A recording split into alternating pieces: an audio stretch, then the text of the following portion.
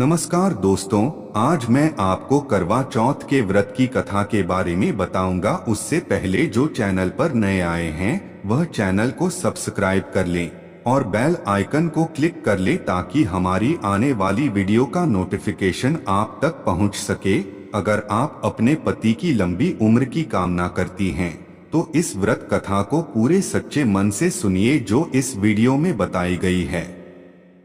माता करवा आपके पति की आयु लंबी करेंगी। बहुत समय पहले की बात है, एक साहूकार के 7 बेटे और उनकी एक बहन करवा थी। सभी सातों भाई अपनी बहन से बहुत प्यार करते थे, यहाँ तक कि वे पहले उसे खाना खिलाते और बाद में स्वयं खाते थे। एक बार उनकी बहन ससुराल से मायके आई हुई थी। शाम को भाई जब अपना व्यापार व्यवसाय बंद कर घर आए तो देखा उनकी बहन बहुत व्याकुल थी। सभी भाई खाना खाने बैठे और अपनी बहन से भी खाने का आग्रह करने लगे, लेकिन बहन ने बताया कि उसका आज करवा चौथ का निर्जल व्रत है और वह खाना सिर्फ चंद्रमा को देखकर उसे अर्घ्य देकर ही खा सकती है। चूंकि चंद्रमा अभी तक नहीं निकला है, इसलिए वह भूख प्यास से व्याकुल हो उठी है। सबसे छोटे भाई को अपनी बहन की हालत देखी नहीं जाती और वह दूर पीपल के पेड़ पर एक दीपक जलाकर चलनी की ओट में रख देता है। दूर से देखने पर वह ऐसा प्रतीत होता है कि जैसे चतुर्थी का चांद उदित हो रहा हो। इसके बाद भाई अपनी बहन को बताता है कि चांद निकल आया है, तुम उसे अर्घ्य देने के बाद भोजन कर सकती हो। बहन खुशी के मारे सीढ़ियों पर चढ़कर चांद को देखती है, उसे अर्घ्य देकर खाना खाने बैठ जाती है। वह पहला टुकड़ा मुंह में डालती है तो उसे छींक आ जाती है। दूसरा टुकड़ा डालती है तो उसमें बाल निकल आता है और जैसे ही तीसरा टुकड़ा मुंह में डालने की कोशिश करती है तो उसके पति की मृत्यु का समाचार उसे मिलता है। वह बौखला जाती है। उसकी भाभी उसे सच्चाई से अवगत कराती है कि उसके साथ ऐसा क्यों हुआ।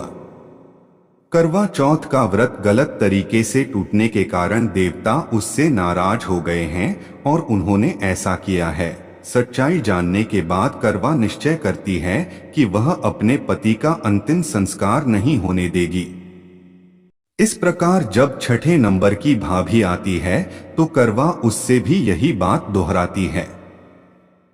यह भाभी उसे बताती है कि चूंकि सबसे छोटे भाई की वजह से उसका व्रत टूटा था, अतः उसकी पत्नी में ही शक्ति है कि वह तुम्हारे पति को दोबारा जीवित कर सकती है। इसलिए जब वह आए तो तुम उसे पकड़ लेना और जब तक वह तुम्हारे पति को जिंदा न कर दे उसे नहीं छोड़ना।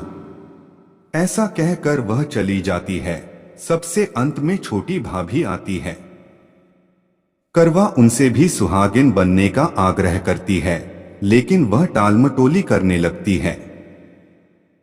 इसे देख करवा उन्हें जोर से पकड़ लेती है और अपने सुहाग को जिंदा करने के लिए कहती है।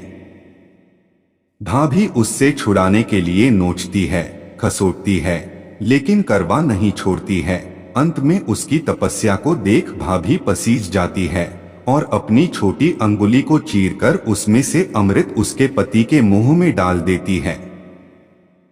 करवा का पति तुरंत श्री गणेश कहता हुआ उठ बैठता है। इस प्रकार प्रभु कृपा से उसकी छोटी भाभी के माध्यम से करवा को अपना सुहाग वापस मिल जाता है।